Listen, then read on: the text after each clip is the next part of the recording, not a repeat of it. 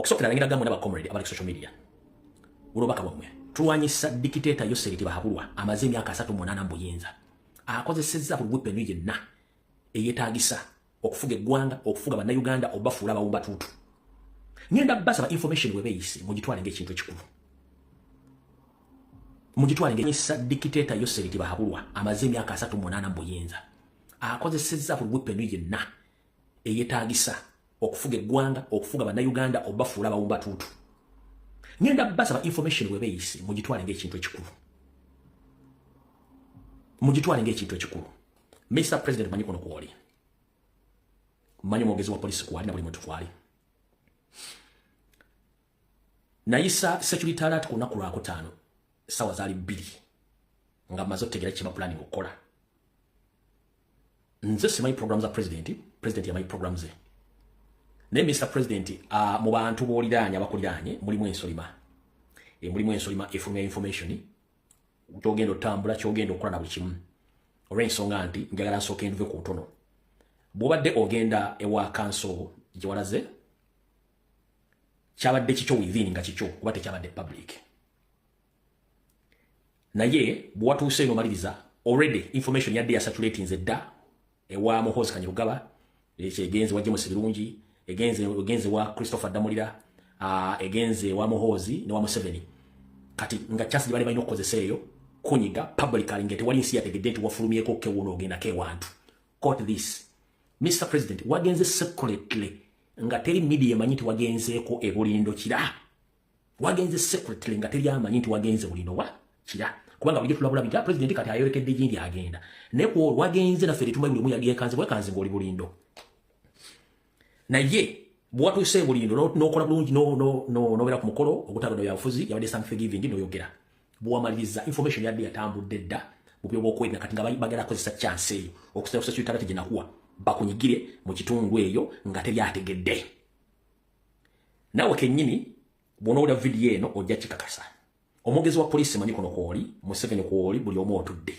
ngenda kukola forensics mbawo information mugenda kutya wabula kyensooka okugamba president olina ensolima efulumya information gy'olaga byogenda okukola na buli kimu abasajja bagenze okukwata akinga nga information bagifunye dda era bakwetegekedde bulungi nnyo bakwetegekedde bulungi nnyo yensonga lwaki ebyokulwanyisa byalese byabadde zisa byalo kubanga teyabadde political rally yabadde thanksgiving ya family nga bantu wera n'abantu bisatu wadde bibiri bawezi lwaki balese weapons of mass destruction mu katundu ako kitegeeza information yadde efuna bagala kunyigira nga bwe nali njogedde luli kati mukulembeze tandika okuba abantu obotandika obba scrutinizinga oyinamu ensolima ezifulumya information walidde tewalidde wasuze wakati wasuze wakogenda kukola kino zaako kiro zaako kiri ensolima zifulumya information state nefulumya James Birungi kuno kwoli Eme Katabazi kwoli Christopher Damulira kwoli Muhoozi kwoli mwena kwemuli mulina ensolima eziwa information okuba ku Kyagulanyi kimu kitegere bulungi nnyo kati sagala balwisa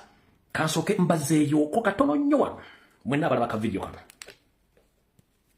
kagende di president then tusimbule video nga mwandi jagadde ojiwulira kasecurity alert ke kalwa Mr. President consulate kwoli kanu bajjaka kusalira mbaka kuwe kali luddawa all right mukwamusiza Mr. President consulate oli bulungi ngabe nagamba nti musajja watotole waka nolabirira abaana bo noloza ku nsonga z'eggwanga n'abantu abakulumya emitwe bewawakadi ngoloza bali bategera kumbi bali bategera ku mande ngenda kwesigadde omukaaga mu wiiki tebategererako ddala wetwogeredde essaawa zino abasajja bennyini beetaba mu meeting ezaagala okusaanyaawo era ne mugamba nti Yoseri mu ssaawa 24 z'abeera ng'atudde obanga bateesa essaa 12 bazimala kugukutta nga bakosa ekitongole ekya CMI ekya ISO n'ekya Crime Prevent Ismail Kozibiti and Directorate ekya musajja Christopher Damuli musajja omutemu kati mbadde nze okutegeeza ensita gye baagala okuttamu naye baalina ensita gye baagala okuttamu n'okukulumya ngeri sophisticated ekigambo sophisticated mukimanyi bulungi nnyo nga enzita eyo tesobola tesobola kulabika nti bano ba gavumenti baakuse nga n'omuntu akira batasobola kutegeera nti baakuse kati leero baleese ebintu biri bateeseza kwe baagala okukozeka okukola wano baagala kujjawo oba okukuba ewantu wakuluma situgenda gendayo nnyo ka video ako nakatadde ku mutimbagano abaakalemu akalabye kati mwenna njagala muwuliza video yange bulungi nnyo bakomredi mwenna abadde bagobera struggle since day one mukimanyi mu police mulimu ekitongole ekya police etawuluza obujagalalo bakozesa tear gas bakozesa ki bakozesa tear gas okugumbulula abantu ababekalakasizza mu mpulya bulungi nnyo njala ndubavire ku kontono waliwo abaana ba comrade abazze bakubibwa obukebe bumuyito wa tear gas ne bubamenya amagulu ne bubamenya emikono ne bubamenya emba nga tebumanyi kiki kye bakozesa oyo si tear gas kasooke ndubavire ku ntono olwali njagala ensi etegeere nti Museveni twakwetoola buli kimu tukimanyi bannyabo ne bassebo ladies and gentlemen I'm here to inform the international community that the so-called Museveni, who is not known to Ugandans because he's a foreigner, he's a terrorist. He had been killing Ugandans since 1962 up to date now. He had been using so many methods to eliminate innocent Ugandans. But as we speak right now, Museveni is using weapons which are not allowed to be used in demonstrators. This incident which happened yesterday when they wanted to assassinate Robert Kyagulanyi Ssentamu, the elected president of Uganda. Ladies and gentlemen, the international community, the SFC putting on the police uniforms, they used what we call ball tear gun bomb. Ball tear grenade bombs. That's what they used in order to try to shatter His Excellency Robert Kyagulanyi Ssentamu, because that was their first mission, to shatter him, either hit both his two legs or his two arms. So these ball tear grenades, bombs, they are not used in demonstrations or to spread demonstrators. These are used in war, more especially in those who are well trained in the military system. These ball tear grenades, they are used in war, not in spreading or they are not used against demonstrators. Mutegedde bulungi nnyo. Abaana bonna bazibamenyeko emikono amagulu ne bakubimwa ejimbu simo tear gas, si tear gas. Zino baziyita ball tear grenades bombs. Ne bwe banga etandika okubanga esumuluddwa eyo gyabanga tear gas nenga bomu yennyini ekozesebwa mu ntalo ezitali mu demonstrations. Zino bomba bazikozesa ku lutalo oluli ku level ey'ekika ekyokusatu nti singa omuja asalira ku front line n'abanga amasasi gamuweddeko alagibwa okukozesa bomu eyo ogikasuka mu balabe n'esobola obbamenya amenyo batuusaako obulabe. Gwe n'abadde amanyi bakomrade bamenyeka amagulu abamenyeka bakubye embwa ne ziyiika n'ebikono babadde babakubisa tear gun canisters babadde bakubisa ball tear grenades bombs. Kati kano kolaba eno yemu ku design fe Uganda gye tulina yemu ku design Uganda gye tulina gye bakozesezza eyo gye bakozesezza kati nenga the same prototype fana biganyo kuvaayo yiyo kati eno gye bakozesezza noza mugira bulungi ebigambo byayo ndako gye bakozesezza eyo zino ze zibadde bakomrade zibamenya amagulu ne zibamenya emba ne zibamenya emikono eyo gye bakozesezza muizo gamba atabijja ludda zino ze bakozesezza kati lwakwati mu Uganda tulina modo ey'ekika kino era gye eri mu kkala eri mu kkala eri kati woyagala kutegerera manyinze byange mbikola kati ng'omusiza bulesi yani batira kukozesa launchers zino ezo launchers batira kukozesa kati njagala soke tuddeyo ku bifaananyi bino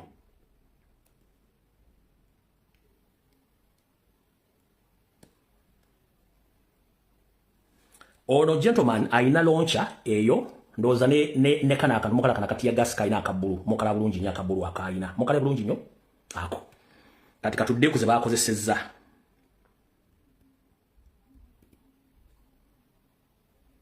exactly kikino kyembagamba ze bakozesezza ziraba eze bakozesezza ede kuba ne kumenya okugulu kona ne kuyuza kino kye bakozesezza ate eno size zilize bali eno zo mukira bulungi nnyo zino tezikirizibwa kukozesa mu bapolisi nga bali mu kujjawo abantu muizo gekifaananyi si kya Uganda kambazeeyo babadde bajjo bennyini kino kye bakozesezza eze bakozesezza zira bulungi nnyo kati kubano bonna mbulira akayina tear gas launcher ayina tear gas gun launcher kubano bonna ani abadde agirina tekuli zibadde bajja mbali baziteeka luddawa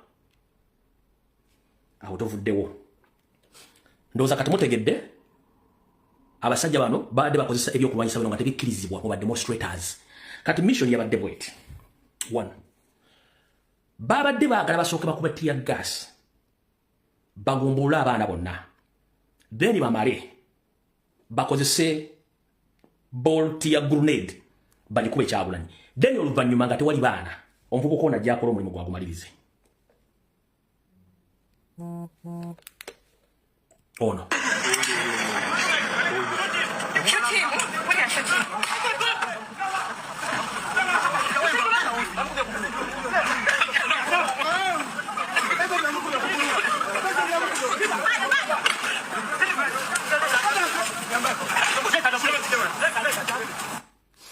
kyenjagadde musokole mukatambi kano abapoliisi bona babeera ku mission babeera ne order emu order yafulumira dde ya shoot obuli yadde ya shoot babadde balagira ku shootinga what kati ono eyafunye order eyokubiri eyokukozesa pistol ku shootinga order yagijjeewa oyo kubakutola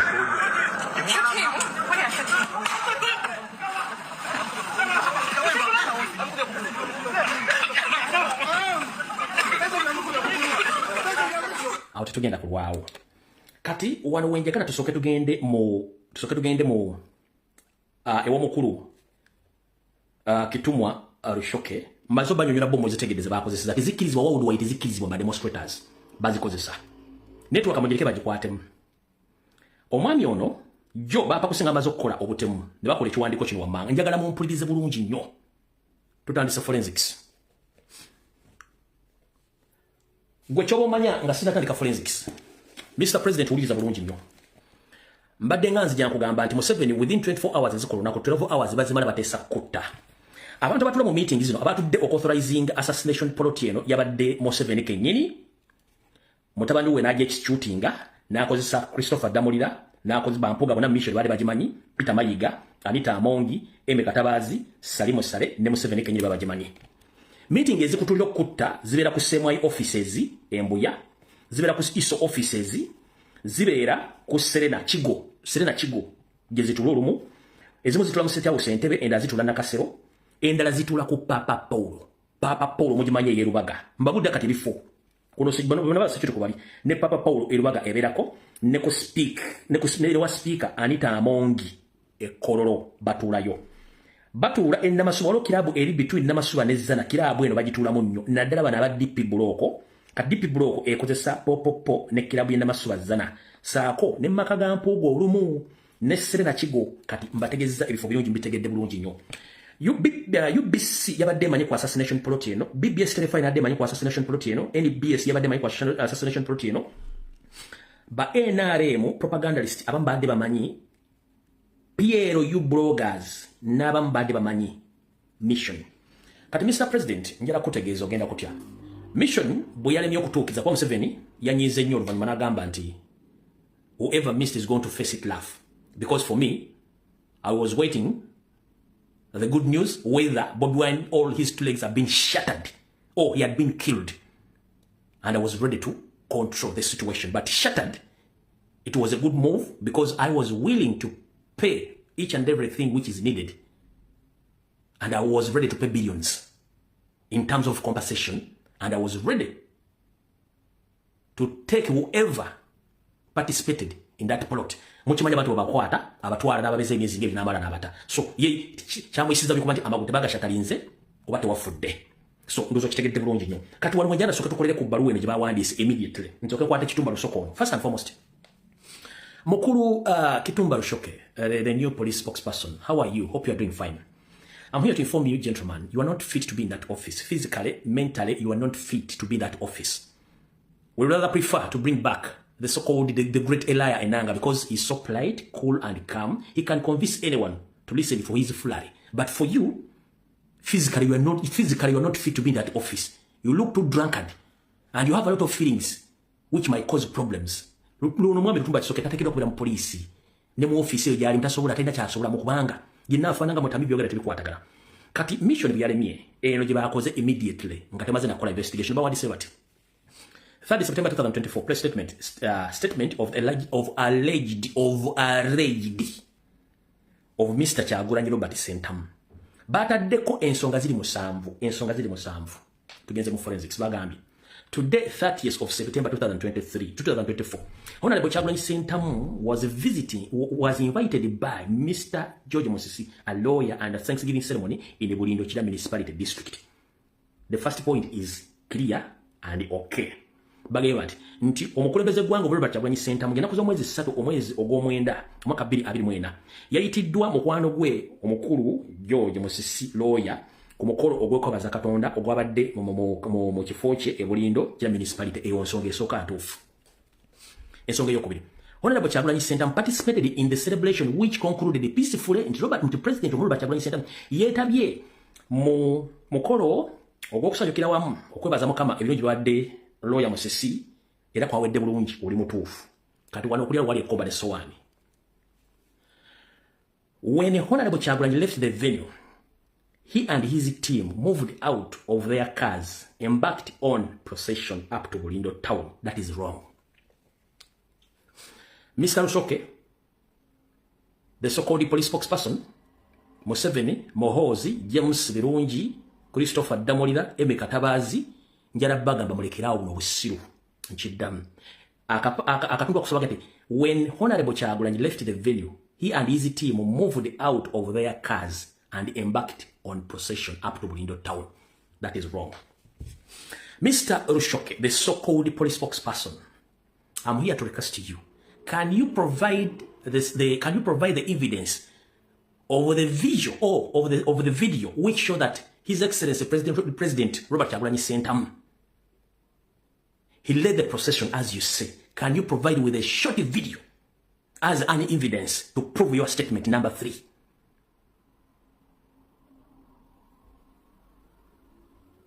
Chebaita procession, Kyagulanyi yavudde we nga talina gwalagidde ngenda gindi yazze secretly. And you, the entire security organization in Uganda, you were tipped off by the mole within Kyagulanyi's team. And you set up the trap to assassinate Robert Kyagulanyi Ssentamu. I'm here to inform the international community that let Mr.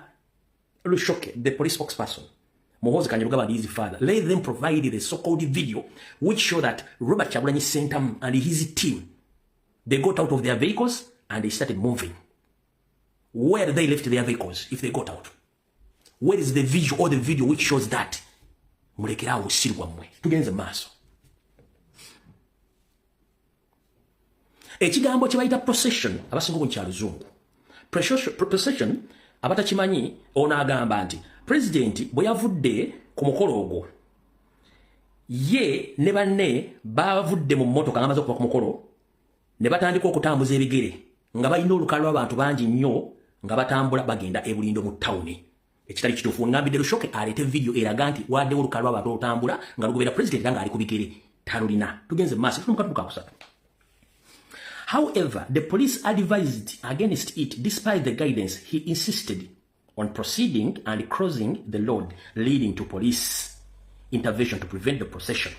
Mr. Lushoke, ogambye nti mwagezezaako nnyo okutegeeza president nti kyakola kikyamu era ne gyalaga si watuufu akyuse agende gyalina okuba nga dda so sigenda mu maaso nekyabadde akola. Mukulu, on a daily basis that is on record now, the police of Uganda has its own media coverage. Tukyali kuva mu campaign mwalina nga abantu balina kamera nga bakuba ebifaananyi barecordinga videos nga mugoberera Kyagulanyi. Mwagala tugamba tiimu gye mubadde naye tekwabaddeko media tiimu yamu wa polisi yali abalina kamera asobola okulaga eggwanga procession oba okutambula okwabaddewo okwadde kukulembera Robert Kyagulanyi Ssentamu nga naye atambula. Well, tulina kye tuyita rules of engagement. Amateeka agakozesebwa ng'ogenda okulumba omuntu yenna oba omulabe naddala ng'olwali akwerinda bazita rules of engagement. Rules of engagement zezirwa nti omuntu yenna nga mwekalakaasi oba beekalakaasi waba betuyita ba negotiators nga bano bakwasaganya wakati w'omuntu oli n'ebitongole by'okwerinda bintu biri byanjawulo. Negotiator mulala ne ekya rules of engagement. Ekya rules of engagement kyekirwa. Rules of engagement nti poliisi ejja nejjamu omuntu omukulu najja n'abatukira bagamba bange okusinzira ku kigendo okukiriwo essaawa zino kyemukola kikyamu okusinzira ku mbeera eriwo olw'okuba nti ABCD nga mbadde mulaba nga poliisi bwejja nayimiza president either Lwongoya n'avaamu, Ssenyonyi n'avaamu, oba Zaake n'avaamu, oba Eddie Mutebi ne bavaamu ne bajja ne boogera ne poliisi.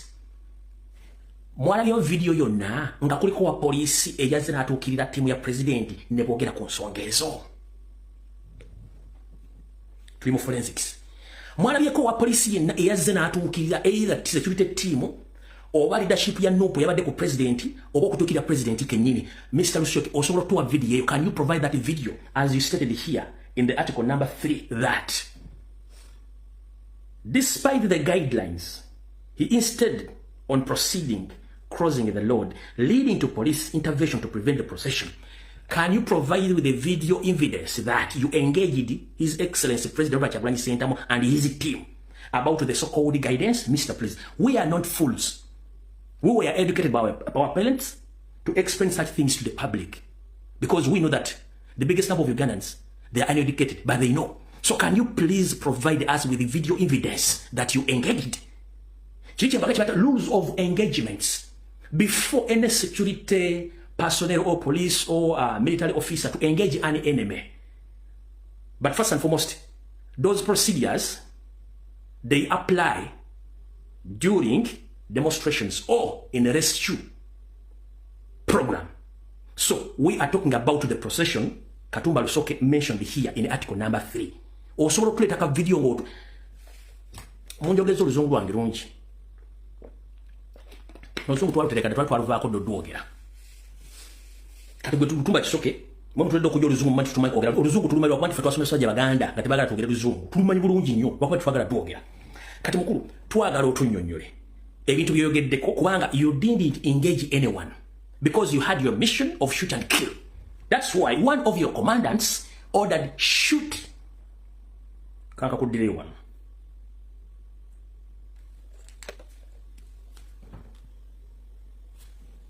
Wait a minute, kano slow motion. Jera katali mu slow motion one. Jera katali mu slow motion one. Oh, those are kano. Wait a minute. Kano katali mu slow motion. One.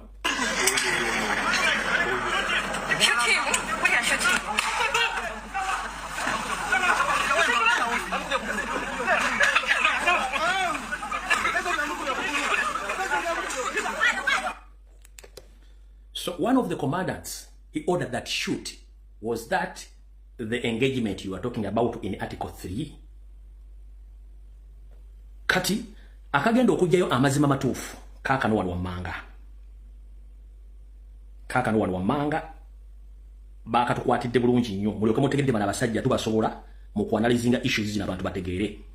Kati kano kagenda okujja amazima matuufu. Muketegereze bulungi nnyo.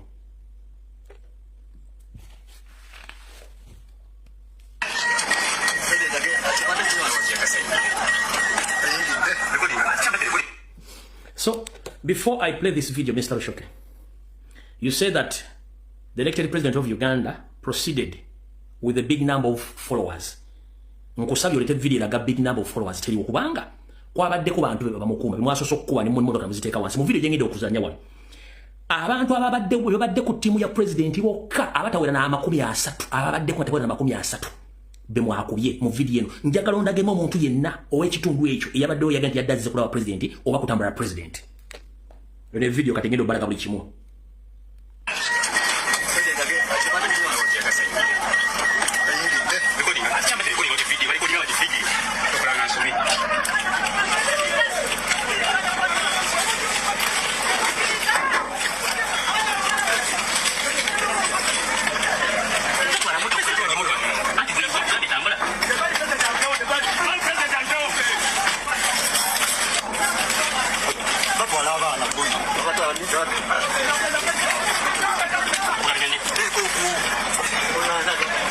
Ngira mutegereze nyawo.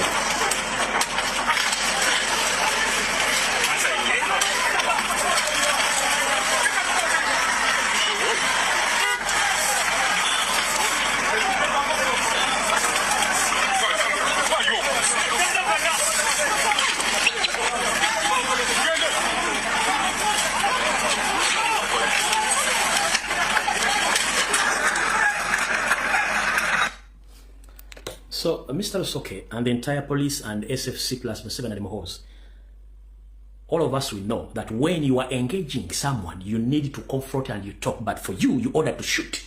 This is exactly what happened. There was not anything like consulting or engaging, because the rules of engaging, it's that you send someone to represent the police to talk to the congregations. Either they buy your ideas or you listen to their ideas, but nobody engaged. They just started to shoot and kill with immediate effect. So stop fooling Ugandans. Kankamare Montino.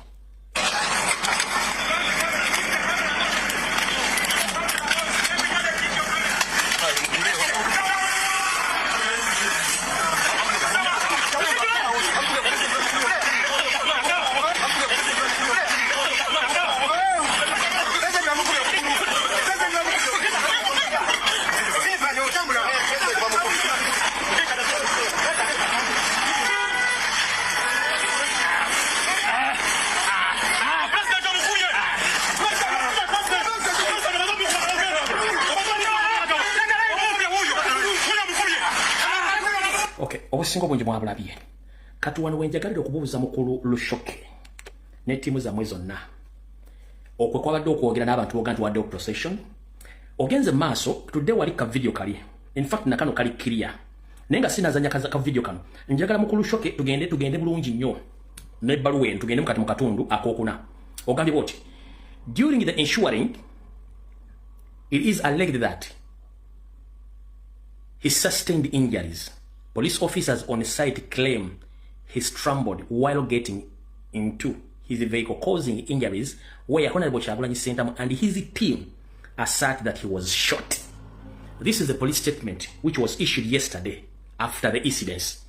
This is the article number 46. During the ensuring the outtraction, it is alleged that he sustained injuries. Police officers on site claimed he stumbled while getting into his vehicle, causing injuries, whereas Honorable Kyagulanyi Ssentamu and his team assert that he was shot. Agamba what?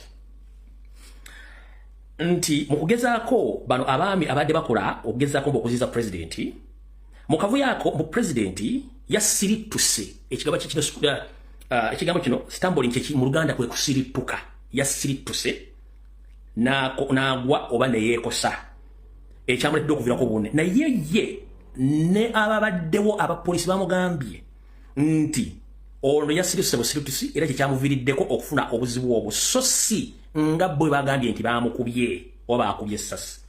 Kati Mr. Lutumwa Kishoke, Muhoozi Kainerugaba, Museveni and other commentarities comrade, ladies and gentlemen, kati si statement bagiwandiikidde, njagala olabika video kwano mwakalabye dda mukawalabye. Maze basomera eri kalika article namba 4 kati nabantu byayogeddeko biibyo.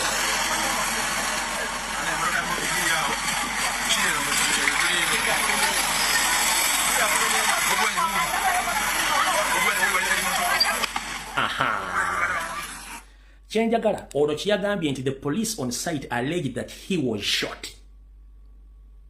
Kati chenjagala muka video kano president weba yadayimidde ubakubye eri ball tear grenade bomb gye bakubyewo. Ekigendo kyade to shatter, ekigambo shatter na kibanyonyodde kubebe entula bali bagala mbebe entula amagulu. Ekigambo kibasonde bakita shatter, to shatter his two legs immediately. Kyali kisobola bakolera. Kati Lutumba choka gati ono yasirituse ne yeekosa. Mu video walabakulaga nti polisi kennyini yakubyewo grenade yali gye mbagambye gye muloza mbu yatia gas. Era bagiwandikako nti tear gas naye nga bagikozesa mu lutalo ku level 3 nti singa omusirikale gwako amasasi asobola okujja grenade eyo n'agikozesa ekola emirundi ebiri ebaluka n'esobola okutuusa obulaba kumenyaamenya abalabe be n'okuteekawo gas oyo abantu obamalako emirembe n'abanga asobola okuexcapinga n'adduka kyeba bagikozesa mu level 3 of the war. Kati mukulu Lutumwa Kishoke ka video muketegereze bulungi nnyo. Omoloka president yeri wali mukuwe chike kigendo president huyu nkuwe chika. Ndoza mula bulungi nnyo.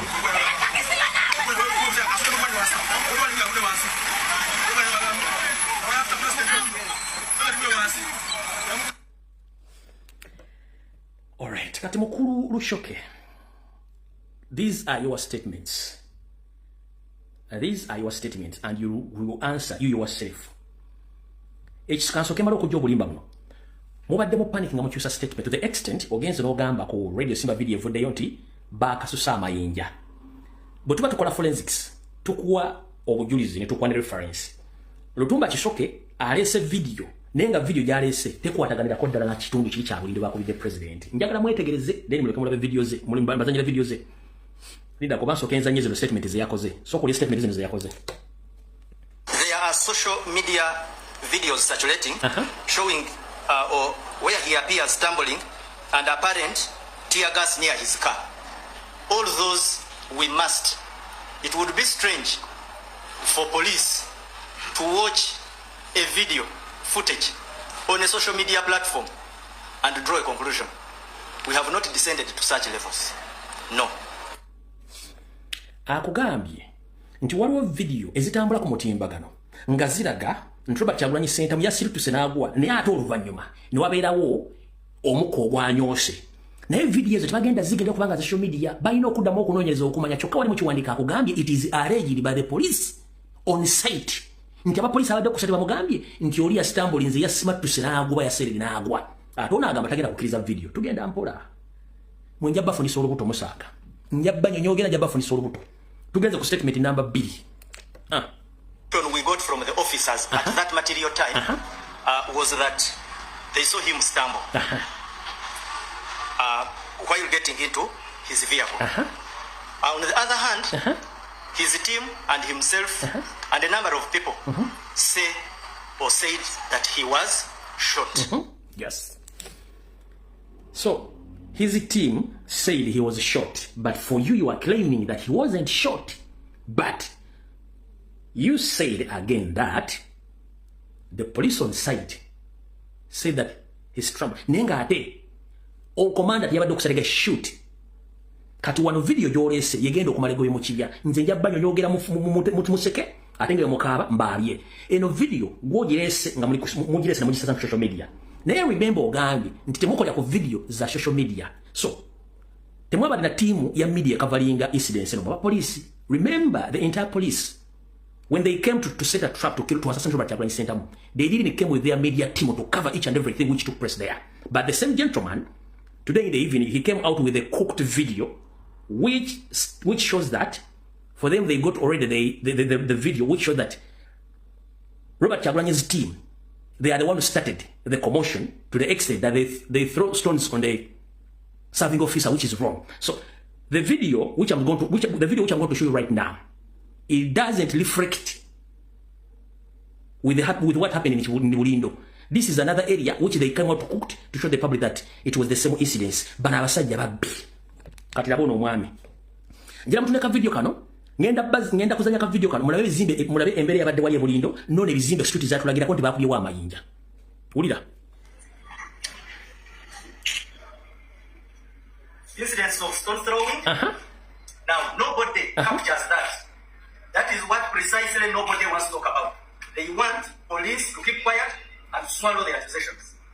Now we are saying. So, Mr. Lutumba Kishoke, does this video, what can I say? You forged. Does it reflect with the Bulindo incidents? On one video, njala mudde mugirabe. Ekifaananyi kyalaze ensi nti kyabadonga abaana bakuba amayinja. Tekifaanana n'ekye Bulindo. Kati mudde mugire bulungi nnyo. Oyo Bulindo. Incidents of stone throwing. Now nobody captures that. That is what precisely nobody wants to talk about. They want police to keep quiet and swallow the accusations. Now, no problem, Mr. Lutumba Kishoke. Go and eat your mother something in Museveni's voice. Lutumba Kishoke, go and eat your mother something in Museveni's voice. You are boss. Stop fooling Ugandans. So, video mujirabye. Images ebyabadde byonna tebifaanagana n'ebye Bulindo kati ono Bulindo yennyini owabadde incidents kati bifaanagana wa oludda wa bino byakulaze mu katambi kali kebatadde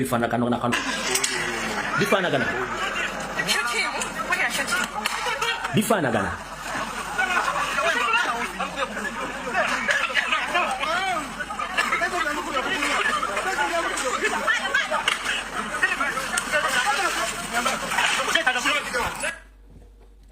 Gwe video gyabalaze ku mitimbagano gyonna okwetuba Uganda ku TV efaanagana n'eno Bulindo bwati wafana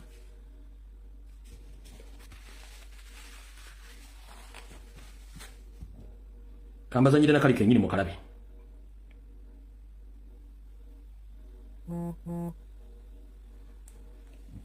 Mu video gyabalaze gyatadde ku mutimbagano gonna efaanana ono bulindo bwatu wafaana byazanye oyo bulindo gwabalaze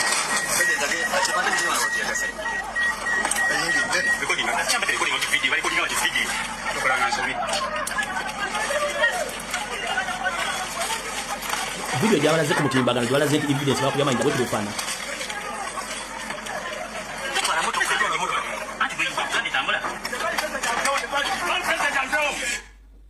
tetugenda kulwawa video bwe tugenda jikwata mpola omuntu omunafu soko otambule onakulwa juru wande rwa bunkenke nyo oba kansoke male balwa yaba nabasajja ako kanamba nyanka mazeyo katugende ku number 5. An investigation will be conducted to clarify the fact. So how dare you come a police spokesperson and you say that you are going to conduct another investigations after producing such a bogus fake statement. Number Mukaga. He was taken to Nigeria Medical Center in Bulindo for first aid. As who? Were you there? Akasembayo. The police will investigate the alleged shooting and related incidents. So, gentlemen, first and foremost, Robert Kyagulanyi Ssentamu came in that area without notice of any security organization or agency. But someone tipped it off, and you set a trap to assassinate him. Ebbaluwa yongimaliriza. Kati njagala tudde ku Joe kye nakoze ekyamaze gwe mu kibya. Joe nakoze post after post nga pressure zinkuba mpulira njala kufa. Nga pressure zinkuba mpulira njala kufa. Nentekayo message eno kuba na desala kujja live nga nsobola okwogera ebintu ensi nekwata ku mutwe. Eno ye message gye nasaze nenjibatera ku mutimbagano eruwa. Nasaze message eno yavudde mu drone zengegamba same way behind the shooting of Bobby Wine and is manipulating the incidents to poison Bobby Wine through medical solutions.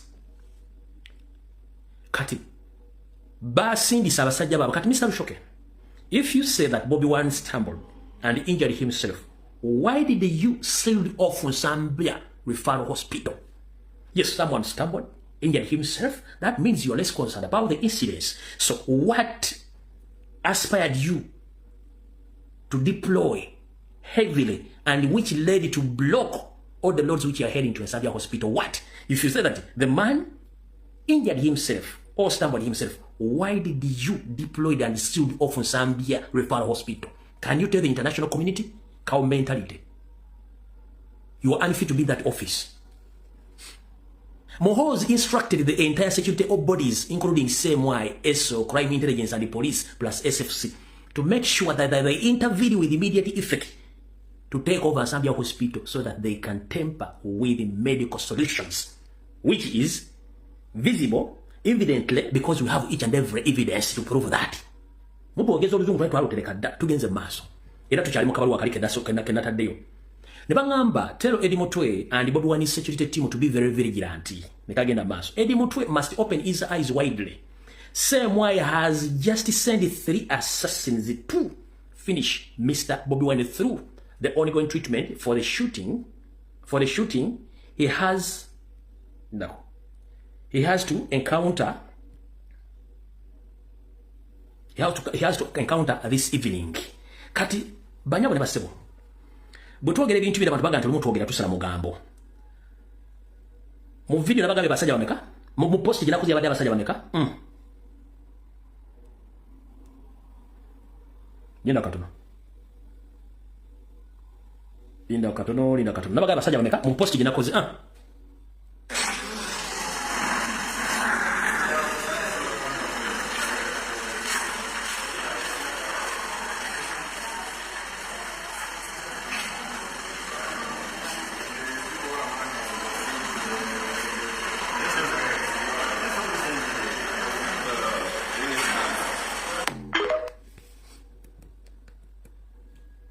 Kati abadde bazze to temper with enensawo enembata yane tensawo gyabadde ekutte mwe mwabadde buli kintu kyonna kyali kigenda okujjawo Kyagulanyi enensawo omulaba watunda naye waba bimukozesa omulaba watunda ensawo yabadde buli kimu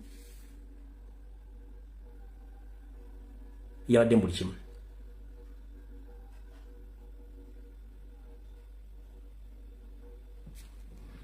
kati katuddeyo wano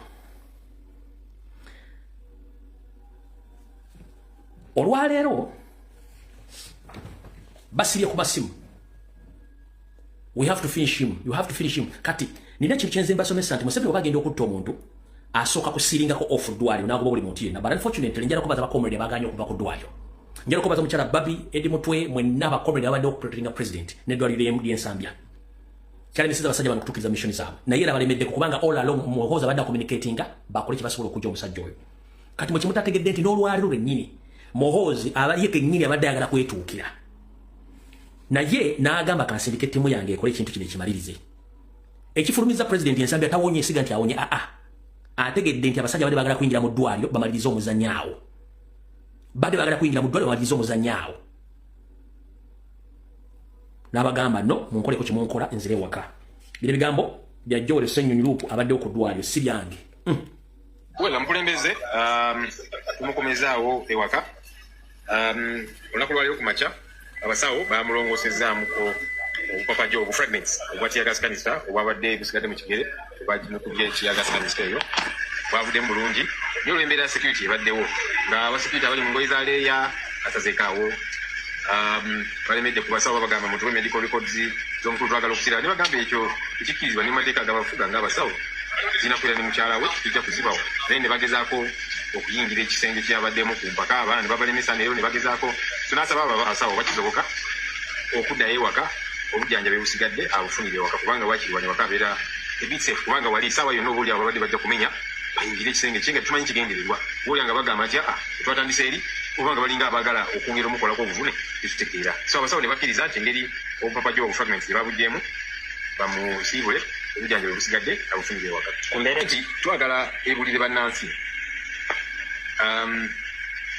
oba okugiwakanya kiba kimenya etteeka nga ekitiibwa Kyagulanyi bw'azaakola ekimenya etteeka era okusalira omusango ogwo gubeera gwakufa kuba Kyagulanyi bagezezaako okumuta emirundi mingi mu Arua baakuba driver we amasasi nga bamanyi gwe bakuba mwalaba mu Kalulu baakuba Ashraf Kasirye ekyo kitiyagaasi ku mutwe twali tumanyi afudde n'okufa yali ayimiridde Kyagulanyi we yali ali ani gwe baali batagetinga si Ashraf Kasirye n'emirundi emirala gyonna yazaasabayivinga so kakati eve yeetegeeze kubanga bannayuganda bategeere kuba osigala ng'okola ebintu bino abantu obasindiikiriza ennyindo bw'ogiyigiriza ennyo egy'omusaayi n'ekirala toggala batubuulire bino teargas canister bakozesa erina obulabe ku bantu kiki bannayuganda balabe eri gavumenti kakati omuntu gwe baagala baayitawo ne bamuwuubira balina bakubamu bino ebintu ebibwatuka kubanga bize ebibwatuka Ashraf bakimukuba ku mutwe kabula olimu ansamu okulukuunya nkuwadde teargas ngoba si teargas Council Luupu nkuwadde si teargas bagiyita ball tear grenade bomb gas si teargas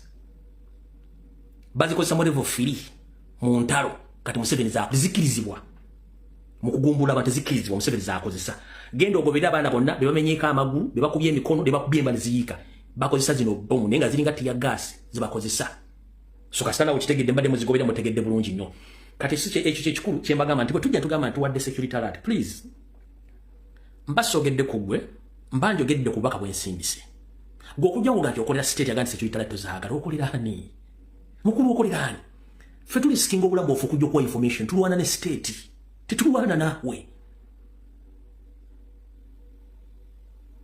Museveni oba mukolera Museveni simanyi nezigera omunawagate twakwasa sijogedde ku nnyoko ku kitaawo ku mwana oba gwe kenyi njogedde ku bantu abali ku gulwane bagenda otuusibwako obulabe nze nange bannumbawo nembaabya that is it okitegeera wanti tuli mu kusiika binyomo nze siri nina pressure nyingi nnyo ku mukulembeze n'abantu amuliraanye singa bafuna obuzibu kyekitubeeza ku social media kuno to prove you this nti bano abantu information babagimanyi era babakimanyi bulungi nnyo ono gayi mumulaba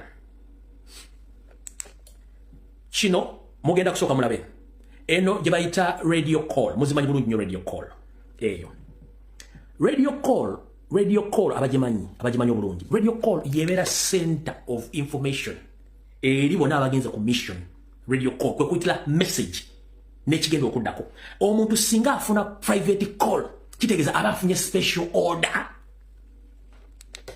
ono yabadde ku ki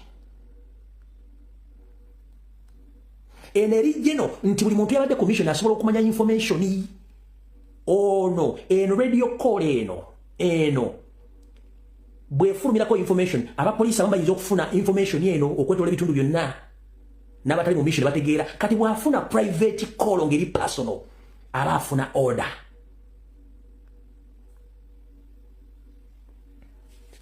Wambitegedde simanyi tuli mu forensics kye tuyita radio call omuntu bw'agikwata eba eyitirako information eri geno nti bwe njogera ku radio call radio frequency kuba bagisetingidde bonna abapoliisi ab'ebyokuwulira abali mu kitundu basobola okufuna information eyitidde ku radio call omuntu bategeera ki kye boogera kye bayita radio call. It's a unification of communication amongst the network which was sent with the purpose kye tuyita radio call. But when someone gets a private call, that means a special order. Yamuwadde ngevudde kweri ebera public ino okujja buli muntu yenna bamunfuna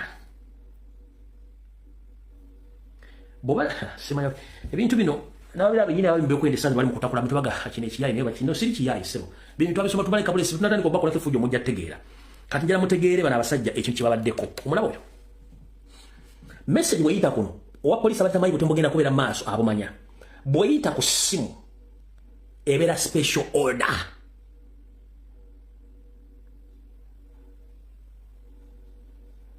Lwaki ebera special order?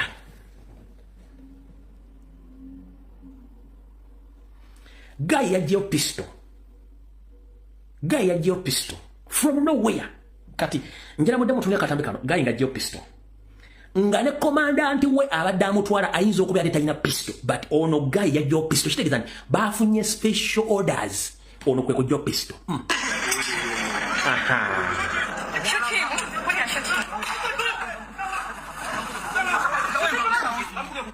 No kyenjagala musemo ka video kano commandant yabadde akomandinga talina pistol ayina radio call eri ku kugulu kuno kati ono ali mu bibombole bya bbulu ayambadde akasepe okaba Vietnam ye najja n'apolingayo pistol kitegeeza nti bano bwe balemeddwa mission yasoose ye yabadde ne second mission ey'okumaliriza omulimu guno siroza ti commandant waali watali mabuusu kati eyamuyimiriza bambitegedde. Commandant yabeera mukamawo abeera ku site awe ebiragiro yadde talina pistol bw'omutunula muna byadaakola naye kijja kitya ng'eyabadde alina okufuna ebiragiro oba junior ate yalina pistol agijjeeyo agenda kuba Kyagulanyi amasasi olw'okuba nti eri bolotia grenade yagaanye okukuba Kyagulanyi okumushattalinga amagulu ono n'afuna special order maliza kumaliza tu kati wenjagala mutegeerere mule muntu namukwata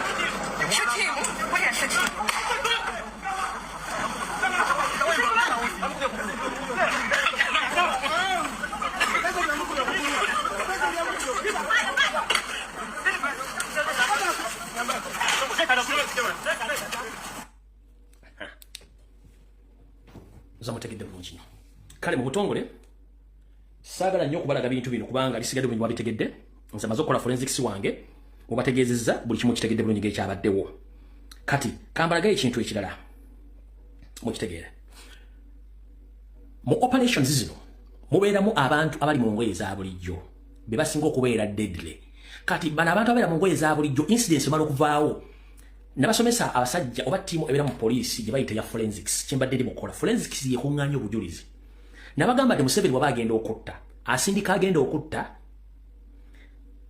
okutta bwalima kubeerawo agenda okumaliriza mission ate kubeerawo agenda okutta oyo abamaliriza mission era kubeerako n'oyo agenda okukyusa obujulizi bwonna obwandibadde bukuŋŋaanyizibwa ku ttaka awo incidents oweereddewo nti ttiimu ya forensics oba investigation wenejja egenda kuba tegenda ssanga obujulizi bwonna kati abantu bali mutera okulaba mu ngoye eza bulijjo bano baabo kati ng'oyo abo bano bebakyankalanya obujulizi ku siini nti poliisi egenda okujja nga tesobola kulaba kintu kyonna ku gulawundi wadde okufuna obujulizi mukitegedde bulungi nnyo bano boolaba mu ngoye eza bulijjo abo bano be bakyankalanya obujulizi kubanga poliisi bwejja poliisi erimu bitongole bingi nnyo ey'obutujju ey'obujagalalo ey'aba CID eno musirike people waliwo ekuuma bakungu waliwo eyekola forensics era poliisi mu mateeka tesobola kukola kintu kyonna ng'eya forensics tezze kati bana bali muleja bibasindika anti incidents kwegwawo temusobola kumwekengera ati musirikale mula muntu kwejagali awo yefula ali busy nnyo alunda ebintu awo ngasamba ebintu awo nga yefula nga alumeddwa nnyo temudda mu munda kumba obujulizi bwonna ateepanize nabo ng'agenda oza mukitegedde bulungi so mwegendereze nnyo abantu bamudiringana bumulanga waliwo ekintu kyonna ekirala nabasomesa kodi zikyabalimi okutegeera bacomrade nabasomesa kodi ez'abasajja bano kodi zikyabalimi okutegeera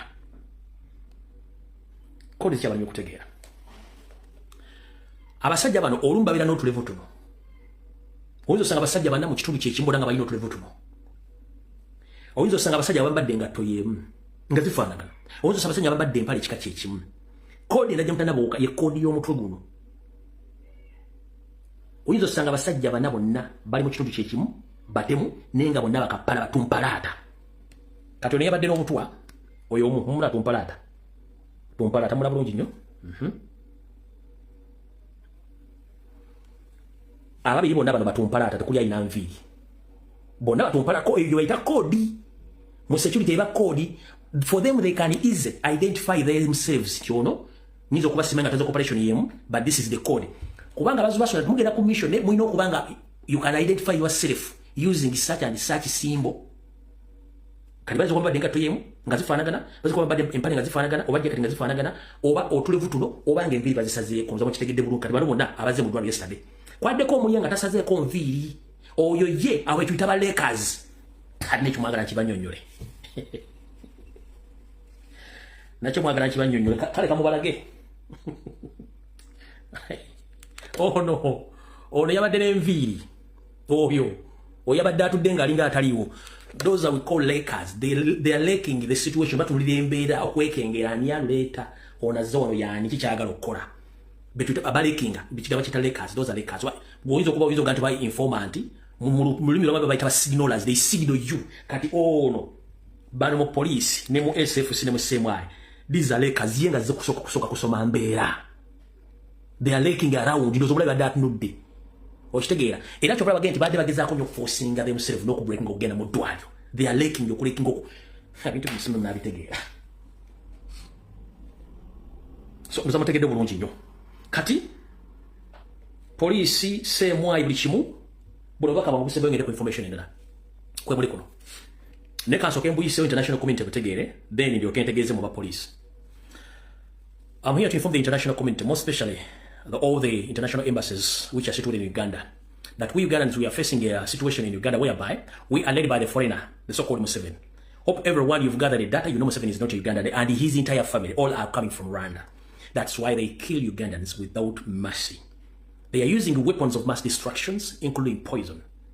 They kill, they kidnap Ugandans without anyone stopping them. Whoever comes out to talk about it, you either be kidnapped or killed. It is even that, even they want to kill the leader of opposition, that is Robert Chagulanyi Ssentamu, the president of the National Platform, and he was elected as a president in 2021. So we are calling on the international community, the the International Human Rights Commission, the International Criminal Court, the US government, the British government, the Canadian government, and the European Union. Stop funding Museveni. Stop funding Museveni. And we beg we beg you kindly to sanction him with immediate effect. His family and all his friends and comrades. Because for us, they kill us like they're killing cockroaches. For them, they don't want to know. So every time when it came to seek for permission to demonstrate in your countries, please bear with us and accept. Because in Uganda, no one is allowed to talk. The mainstream media was taken away by the state. All TV presenters, radio presenters, politicians, and those whom you think that they have been in opposition, all of them, they're working under Museveni's regime. And you've been watching each and everything which is taking place. Fun enough, why did you know that? The so-called opposition figures in Uganda, they sit with the dictator to assassinate whoever doesn't agree with Museveni. But in public, they come to they pretend that they are in opposition, they are opposing Museveni, which is not right. So we call on all our international communities, please stop funding Museveni. And if it is possible, I'm here to beg you and to tell that please, you might be sitting there, but without knowing that there is ongoing silent genocide in Uganda. And there is ongoing ethnic cleansing in Uganda, mostly against the Baganda tribe, who are situated in the center of the country, that is in Buganda. And this is done by Museveni using his security organs, including CMY, that is the Chieftains of Military Intelligence, ISO, that is the Internal Security Organization, ESO, External Security Organization, which operates outside the country. They are cleansing Baganda, they are cleansing Banyoro, they are cleansing the origin of Nyankore, they are cleansing Basoga, they are cleansing people from the northern part of Uganda, including Karamoja. As we speak right now, if you go and do survey in Karamoja, you might reach there, and you observe yourself that almost the Karamojong people, they are nowhere to be seen on the map of Uganda. The land has been occupied by the Rwandese. And this is the fact. Try to find out, but we are badly off. We are seeking protection. Because this gentleman has ruled Uganda for almost 40 years. But he had been using fake information, blackmail, propaganda, kidnaps, and bribing the so-called blockers. I may call them blockers. I forgot the term which Museveni used then. They are his agents across the world who come to big offices, international community, and they start marketing Museveni. He pays billions of money using those lobbyists. They are called lobbyists. So the Americans, the British, the Canadians, and the Europeans, be very careful with all those colleagues of yours who usually come to your offices and start talking good things about Museveni. They are paid by Museveni monthly and heavily in dollars. And he had been doing that since 1960, since 1986 up to date, because he knew at first he massacred Uganda since 1962. He came in 1980, he waged war against the previous regime. He killed almost 1 million Uganda in Uganda, in the zone known as the Ruwero Triangle. He's situated in Uganda. He went on waging a war against his own fellow citizens, the Northerners. He created Kony. Kony is not there. Kony is Museveni. Alice Nakuna is Museveni. In 1994, he masterminded the genocide of Rwanda, that 1994 genocide in Rwanda, whereby almost 1.5 Rwandese, they were massacred by Museveni. And he's still doing the same in Uganda. Please, we bear with you to help Ugandans, but this is too much. How would a message to us?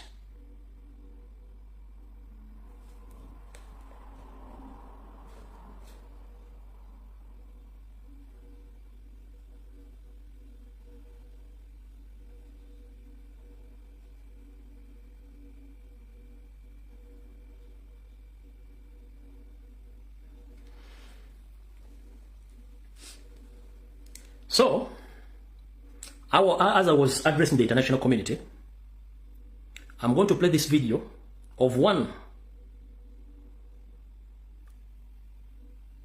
so-called opposition figure known as Abedi Wanika, who has been working with Museveni since 1986 up to date. But he came afraid or pretend that he's in opposition. Right now, he went with his delegation to meet Museveni, and they were talking about coffee business.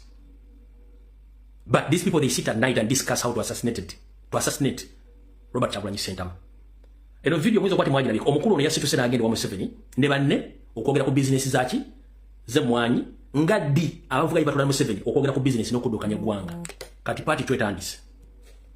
And it's the reason why I am here. Your Excellency, your contribution to the coffee industry in terms of the quantities and the quality and the market is not disputed. However, Your Excellency, I've listened to you attentively, and your proposals, they are wonderful proposals, but in some area for the future, this ministry called MAIF has no capacity to handle the coffee industry. The technical people there, they are ever traveling, they are looking for workshops, allowances, they are not in offices, they are not on the ground, they cannot handle this industry. Sigenda jimalayo. Kati no bantu bagamba nti bawagira enkyukakyuka abeyo bennyini mubategedde bulungi nnyo. Kati katukke ekitabo.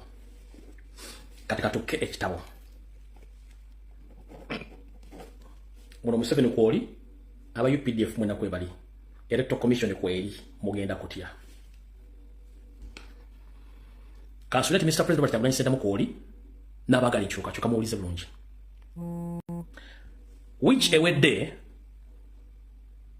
Yoseriti bahabulwa tutabayisiro mutabani wa Karekezi omusajja Munyarwanda atonye mmoli yategeeza mutabani we Muhoozi Kanyarugaba n'ategeeza chairman w'akakiiko k'ebyokulonda n'ategeeza ne bakomanda nti bonna ba generals mu magye batandike okuteekateeka okulonda okwa 2026 bakulonde era wiiki ewedde yonna ne wiiki eno bali mu kulondesa buli mujaasi wa UPDF yenna abooluganda bakola emikwano abasangibwa mu barracks bali mu kulonda sente yazifulumya obukuumbi 6 mu obukadde 6 bwe yaspendinze mu kulonda kulo era data already bamulira nti bo bamaze dde okusekiwalinga okulonda kwa 2026 buli mujaasi wa UPDF yenna yamaze dde okulonda ne family ye nga Museveni yakozeseza bilioni 6 mu obukadde 6 okukonductinga okulonda okwo kwonna UPDF yamaze okulonda.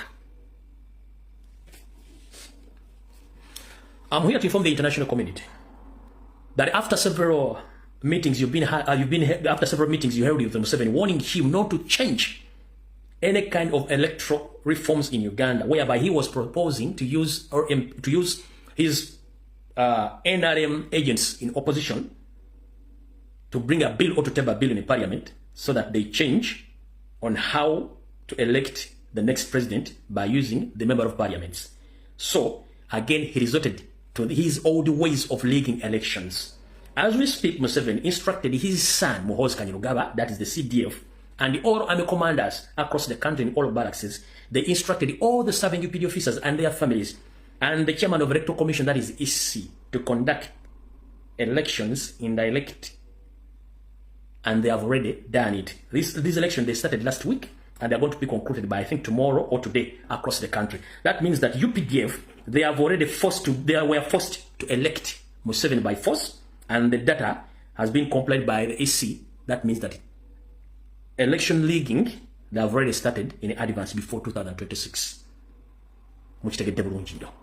Yoseri kuno kwoli, Muhoozi kwoli, bajjono mwena kwebali, chairman of the commission kwoli, sente mwazifulumya dda, ne mugamba abantu, mugamba abaserikale ba UPDF ne balonda data mulina era percent mugirina.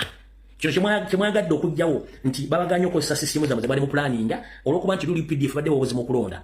Kati mwagadde mbateeke ku nninga balonde ng'obudde bukyali data bamufunye ba percentage kyemwagala okukola. Era mwakikoze. So njagala otegeeza public etegeere. Mukitegedde bulungi nakyo mukitegedde. Tugenda mu maaso.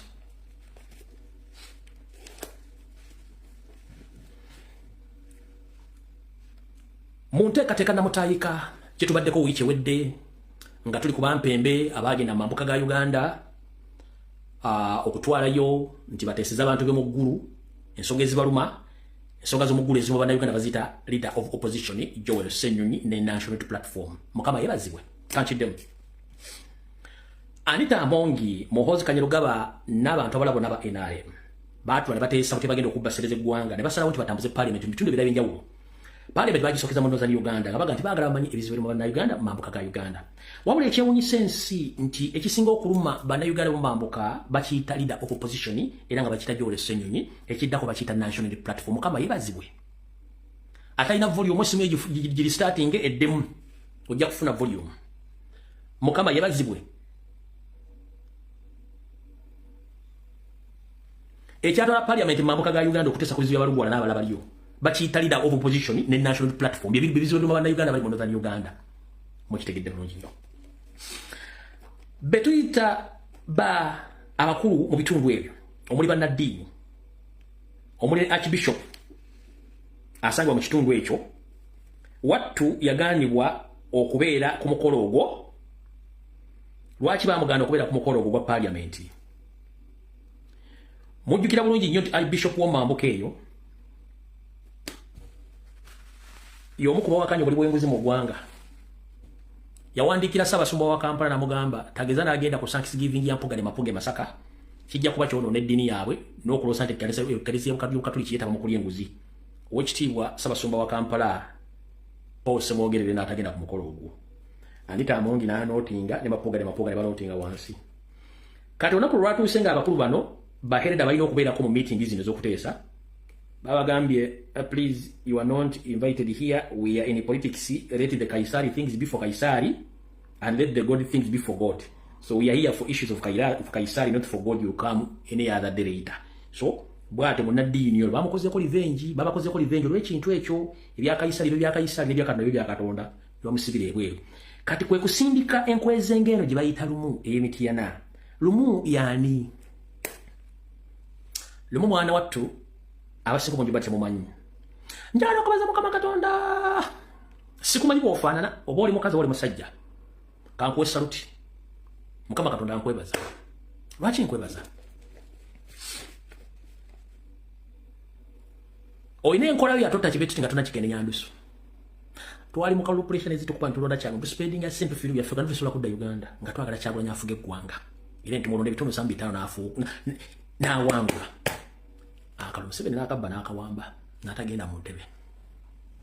It wasn't a coincidence, tekyali kibi oba kyali kiyamba Kyagulanyi okubeerawo yeetegereze lwaki wattu Kyagulanyi abakuyingira mu state house n'amulayiza n'afuuka president yali tasobola kumala mu ntebe y'emyezi egi.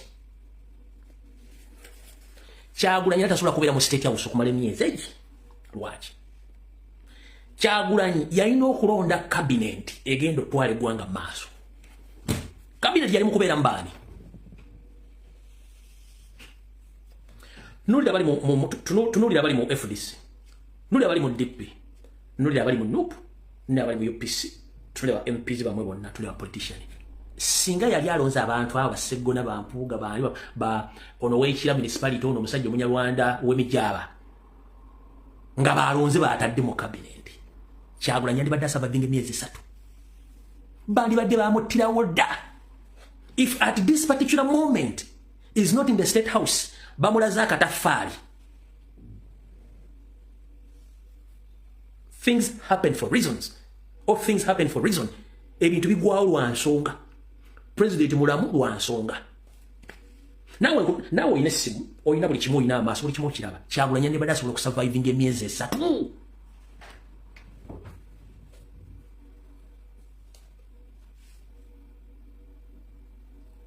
Nkuwadde eddakiika emu. Kyagulanyi afuuse president alina okulonda cabinet.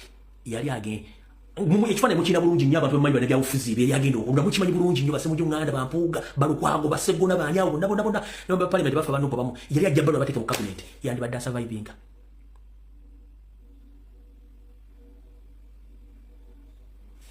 Yandibadde tasurviving. Kano namugamba mwana wange ow'Emagere kakkana time ejja kujja nina kyenjagala okulaga. Nina kyenjagala okulaga osooka otegeere omuntu yaani era osooka otegeera abantu abadina bwe baani. Kyagulanyi muzze ebbali n'atuula abantu bonna abalala baweddeyo. Tokyalina kiri kyosobola kugamba Kyagulanyi ku muntu w'opposition no a big no. Bonna abategedde nabamu yewunya weraga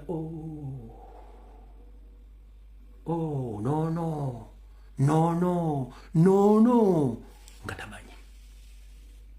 Bambala banyirira balina emitwe bw'atuuka okwogera oyinza okulooza nti Lubaale ayogera.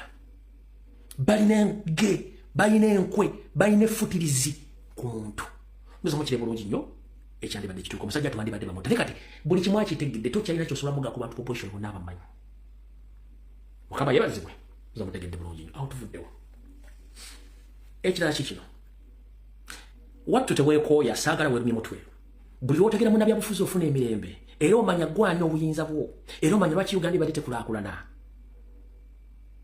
Tuyinza okunenya Museveni tumukalakata, yes tumukalakata. He is the person responsible for all our problems in Uganda. But 40% of the problems we Uganda are facing zivudde mu opposition bazireeta kubanga tebakola kibalina kukola. Kitegeera. Gobadde kimwakiwuliddeko dda kansooka nkibanyonnyole. Era kankibaddemu. At one time DP kyali kibiina era mwana tunga ne Mao mulambu lungi nnyo ategeera kiranga opposition but unfortunately Mao yanyigirizibwa abasajja ba DP buloka ne banyiga Mao nga bali ne Museveni. Mao nga akiraba Mao n'anyiga nga ye akyali solid weyavira agambye nti abamu bagulini munda ba kyenvu nga balya ssente wa Museveni nga tebakola DP byeyina kukola. Badde Mao agamba nekyo kiri wantu gituki munnange Mao nga naye agamba tezifudde ddala lusuku halina bapira mubala ku lusanira ne kankwate suwani lika amagumba age njuguza Museveni sigina kufiiramu awo nga ne Mao akwate suwani kwasigala amagumba n'otukiro tondo nga naye agamba nga naye atwala Museveni nga naye atunda lumu nga kiggwa. Mwategedde dda ani ya ani ya drafting abaluwa n'ebiwandiiko byonna ebyatunda DP ewa Museveni. Era ani legal advisor wa Mau. Legal advisor wa Mau yo lumu. Eyalese etteka ery'okukyusa loopu ye legal advisor. Era ya drafting empapula zonna ezatunda DP ewa Museveni n'azikwasa Mau ne bagenda bali omusomose ne Seranda. Kati tewewuunya lumu yennyini. Ate era goba wadde bwa drafting di papula abireta ate bakyusa okulonda leader of opposition mu parliament beebu. Naye bw'obadde omulanga yambala alina omuto munnange gulinga buffalo. Bw'ateekako obugalo n'oza nti ategeera kumbe kiwemmemme ku ekiwedde emimbwayo galowooza okoza nti toyanko bakigudde ne badde ejjudde. Balina arrogance eringo bagudde muti ate mugenda kunkola ki? Nze ndi muloya munnamateeka nasoma nja kuddayo nnime emmwanyi sirya ku byabufuzi wajja mukukola ki mpozi in the first place. Ogamba nti oli lawyer. Nina records ezindaga nti bakiraya nti wababba n'enjala tuwaba presenting na mu court wabba abantu nga tulina gwe presenting okumanya musajja gwe oli mubbi ne chairman nyanzi bamukwata mu bintu by'okwekalakaasa bakuwa ssente obeere mu court tewalabeka mu court nyanzi ne bane baasibira luzira era tuwabali presenting gwe omulimu gubadde mufere mubbi gy'emirimu gyo mukubba amataka ng'okozesa lo company yote ng'okozesa lo gundi lo chemba tewali akuwunyamu mukufera teri akuwunyamu okitegeera kati mutegedde abantu ate ndo mwanange president omwami olwokuba nti yerumu ate maama president yenna lunkuuma kitegeeza nti onaabera kojjaawe wattu yayagala ekisajja ekyo ng'alowooza munnange musajja muganda munne ate kojjaawe ajja kuti kojja agenda panga mu kaseru ate mbudde bw'omusana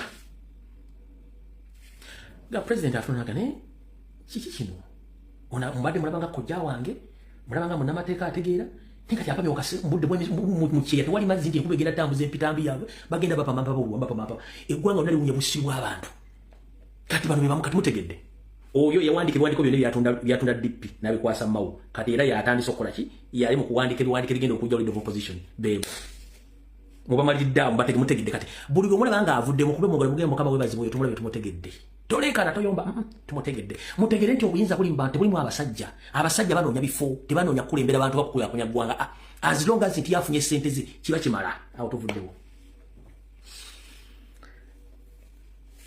abasuubuzi mujje baleko gye mutuusaako engalo kansula nti muli bulungi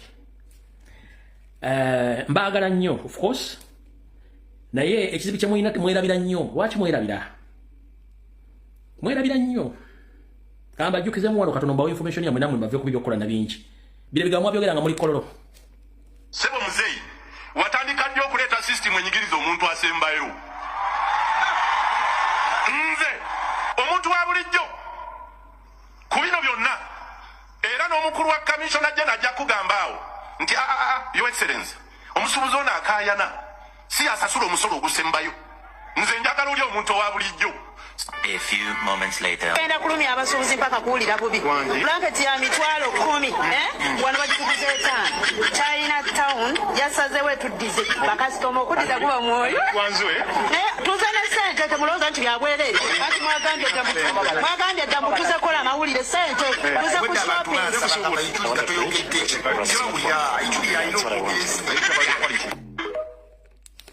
Abasuubuzi gye muli ngenda bawa information ya makatono kakansoke mbaddemu akantu kano mbatandikeko omulundi gumu gokka kaakano mujjukire bulungi sebo muzeyi watandika nnyo okuleeta system enyigiriza omuntu asembayo nze omuntu wa bulijjo ku bino byonna era n'omukulu wa commission ajja najja kugambaawo nti your excellence omusuubuzi ono akaayana si asasula omusolo ogusembayo nze njagala oli omuntu owa bulijjo. A few moments later. Kenda kulumi abasuubuzi mpaka kuwulira bubi. Blanket ya mitwalo 10 wano bagikuguza etaano. Chinatown yasazeewo etuddize bakasitoma okuddiza kuba mwoyo. Tuze ne ssente temulowooza nti byabwereere. Kati mwagambye dda mutuze kola amawulire ssente tuze ku shopping. Alright. Kati kambajjukize abadde bangoberera ebbanga ne bagamba Museveni tasonyiwa teyeerabira. Sekitto wagamba Museveni yatandika dde bawa amateeka n'okubabegeka omusolo yabagamba temuntiisatiisa yabagamba temuntiisatiisa mundese wano mugenze okay we shall see sibu yabagamba mwamugamba n'abagamba temuntiisatiisa kati njala kugamba blaza gowe naali bw'oba wali okalakaseeko Museveni mu byobufuzi n'osalawo ogende mu NRM tajja kusonyiwa era ajja kutta bw'oba confrontinzeko Museveni by all means politically socially economically Museveni tajja kusonyiwa final ajja kutta. Kati Chinatown is not a coincidence. Chinatown is a punishment. Etia. Fena njala tukirize. Nti mu importing ebintu bijje Bulaya ne China. Siwe kirintije. Ne musasula emisolo emitivu. Siwe kirintije. Bwe mano bisasula. Ane bitu kama maduka gamne musasula ifrizi. Siwe kirintije. Era tewali kintu kyotunda nga tekuli ki? Tekuli ifrizi. Are we together? Yes. Kati Museveni lokuba nti ye. Era biratasonyiwa. Bwamugamba ne mungerega nagamba okay no problem. Nine ebizindo byange byali yansirana konti je kanfuna abachayina balete ebintu babiyingizeemu babitunde ku bbeeyi ya wansi nga tebasasudde musolo kati gwe yajja n'amanyira nga mugeko bya ifreeze blanket yekkuba bagitunde 5 nga waleta container blanket n'osasudde musolo ojja kitegeera nti ojja kitegeera lwaki enkoko enywa amazzi n'etafuka kati kyali mu bbako olwaleero teyeerabira mwamumanyira teyeerabira. Kati ladies and gentlemen mu buterabira wa Museveni okuleeta Chinatown punishment si business. Lwaki punishment? 1 mu bbanga tono nnyo ayina enteekateeka ekola Chinatown mu regioni zitaano za Uganda. Nkidemu tuli mu bbanga tono nnyo Museveni ayina enteekateeka ekola Chinatown mu regioni zitaano za Uganda. Do you copy that? Bwe kinaba kitambudde nga bwakyagala buli kibuga ekinene mu Uganda ajja teeka mu Chinatown. Ompulira bulungi nnyo? Abalage nti ye tazannyirwako. Kati bw'otunda product yonna mu Uganda it is mandatory okusasula 18% of the ifreeze tax. Waliwo omusuubuzi yenna yagenze ku Chinatown n'agulayo ekintu oba omuntu yenna yaguze ekintu n'abamwali sinti kuliko ifreeze. Tewali ifreeze. Lwaki? Punishment. Zinasobodde okufunako kambazanyireko mule tekuli ifreeze naye nga mukimanyi bwe product etuli mu Uganda erina okuba ng'eriko ifreeze. Bana yabona nsanyusa nnyo mukono ngakisisani kulaba artificial grass egwenguze akakadde bulijjo nkanoonya bulungi nnyo nga nkanoonya olaba ngafunye kugumu kakaaga buli mita nguze mita 19 jeje mitwala 3.4 hair straighten ngifunye kugumu kitundu mukono ngakisisanyuke olaba akakadde waliwo n'obwebiri akakaaga ebiri kakaaga ebiri kanana pa mita nenze njagade kala kugumu akakaaga pa mita kubanza manchi ngendo kakozesa ate nga kali olugino kyeke kamona koyo mu tawuni zammwe iye ke kamu kuba bona babijja China akakadde na semba kala muzo lina ngamba mukamukaga kitundu pa mita olaba ka skipper rope kanusu kakaaga akakaguwa kokubuuka nusu kakaaga ojiraba yoga mati kwenkola exercise ya gumunya wanana kama ojituma mu town nga ya mitwale 2 kikapeti kyange ekyekyoya kyena kanana kinene nga ojiraba 60 bichi something ojiraba bill yange in fact ne blender kanjibalage blender yange olaba blender jenfunye ojiraba ndowooza ojiraba baji ngamba ne mtwala 3.5 unjifunye 18 kitundu ate nga bye bintu bye bimwe nebyo mu town namujja tugamba mzima rais agula bwana na kale sente zaffe zamwe yeyo bobolo zanti ojira biru ye sose atate biru yakana kapa play ye kakalo okalabye eno yena kasavu gata mwawo yeyo tubade mu Chinatown olabye ko wali kakolomoka ifreeze olabye ko kakolomoka ifreeze wantu wonna ku receipt eyo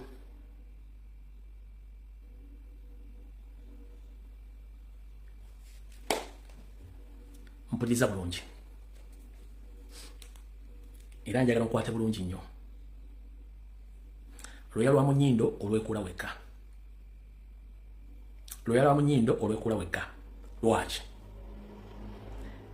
ebintu ebibatunda tebisasula musolo bina tebisasudde musolo era tebisasudde na renti waliwo ebiri ku ekyo kiduuka kyabo kubanga bya Museveni era kyola ba deployinzeewo amajja agali muleya gega controllinga sibwe kiri nti ye akedi zolimu za Museveni Mohozi Kayindo Tafire Janet Salimu Sale akedi zaabwe era ngo osasula sente zaabwe za buli mwezi ompulira mu akedi ezo era balese ne Chinatown kati gwe eyaleta free eyaleta ku katogenda zito ne Museveni alinze sente ze za renti mu akedi moli kitegeeza ki joli gwa musubuzi 1 manya bintu bino wamanga technically mutabani wa Museveni awujja mwera wekiwojjolo lwabo yakugamba Baganda very clever.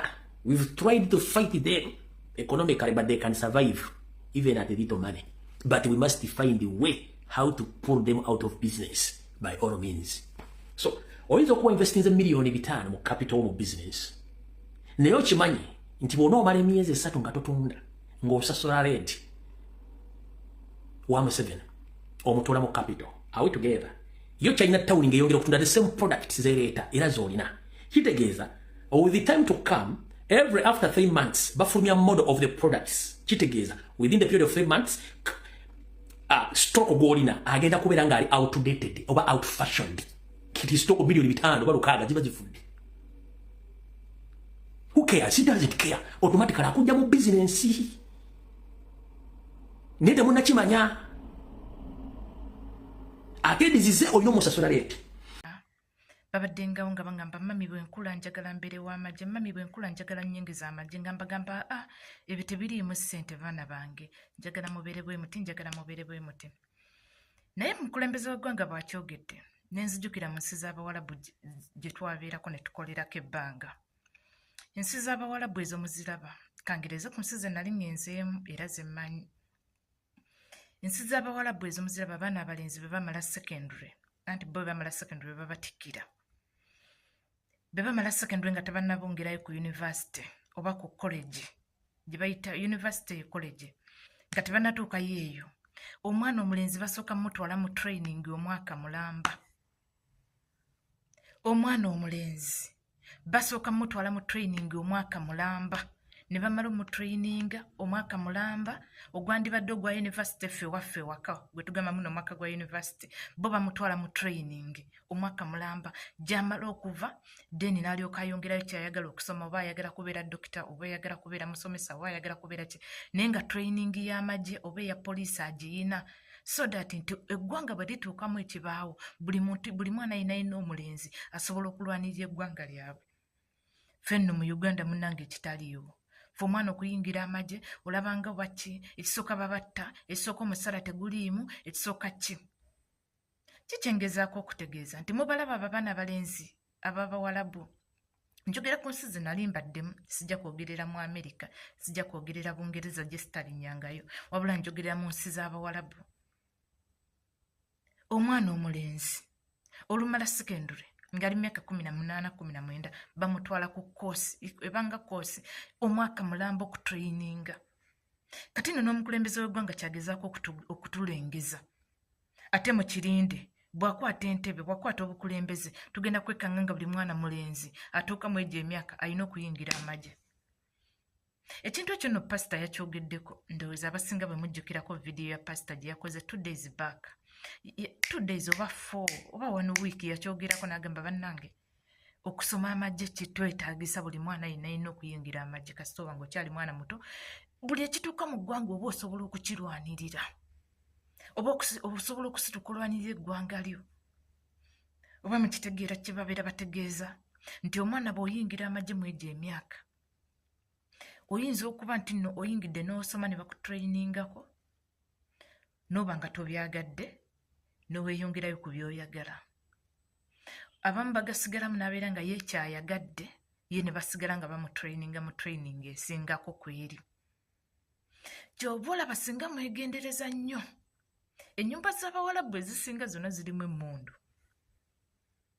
Mwali mwebaddekaawo n'okyegendereza nti lwaki mubaamu emmundu. Abaana baamu bonna abasajja bonna babeera trained. Munnange twalinga tetukimanyi nga tubeeraawo nga tulaba training baba traininga naye nga tetumanyi. Mwali obaddekaawo kati fe abaali bakozeko mu Bawarabu nti abaana abalenzi okubeera ng'omwana akula ffe gye twazanyisanga biddole n'ebimotoka bamuleetera mmundu. Emmotoka zibeerawo naye ng'emmundu ze zisingamu obungi. So pulezidenti bw'akyogedde n'agamba tuyingire amagye abakyayina amaanyi. Bw'oba oyinamu amaanyi yingira amagye. Ate bw'oba oyina omwana wo atuuse mu eriisa muyingiza amagye. Minisita Pulezidenti nkugamba nze ndabika mpiseewo. Naye batabani bange we bali abo. Walayi be bamalira nnya. Siina gye mbongera. Magye nga bagenda mu magye. agaagala jaggasigalamu atagaagala ng'olwakomawo nga mwongerayo kiki kyayagala kyenjijo mumuwa. Bino ebintu bye tuliko okubeera mu ggwanga singa eggwanga lyaffe twali tulimanyiiko nga tulirinako obuvunaanyizibwa. Munsonyiwe mbadde nkyayogera essimu yange neekubwako. Naye singa Abannayuganda twali nga twafuna training nga twatendekebwa walayise nga tetuli bwe tuti singa twasitukadde ne tulwanira eggwanga lyaffe. Naye olw'okuba tetwatendekebwa nga tetulinamu wadde ka training akabi kyova olaba obudde buno omusajja atufuze bumbula nti buli omu atya emmundu, buli omu atya essasi, buli omu atya tiyaggaasi. So nga ate eri mu training gye babeera baba trainingidde ebyo byonna byonna temubitya kuba mubeera mwabiyitamu nga omanyi n'essasi bwe livuga bwe riti libeera bwe riti, bwe livuga bwe riti libeera bwe riti, bwe livuga bwe riti libeera bwe riti. Naye tetulina training wadde n'omulundi n'ogu. Ndowooza ntegeerekeka oba kyengezaako okunnyonnyola nkijjayo bulungi. Singa twalina training ng'Abannayuganda, singa ono Museveni tatufuze emyaka 4. Singa twalina training ng'Abannayuganda, singa Museveni tatufuze emyaka 4. Ne tutya essasi. Nze mbagambye bano abasajja gyeffe gye twakolera. Omwana oluweza emyaka 18 agenda ku training olumala secondary nga tebanamuyingiza university. Ffe waffe omwana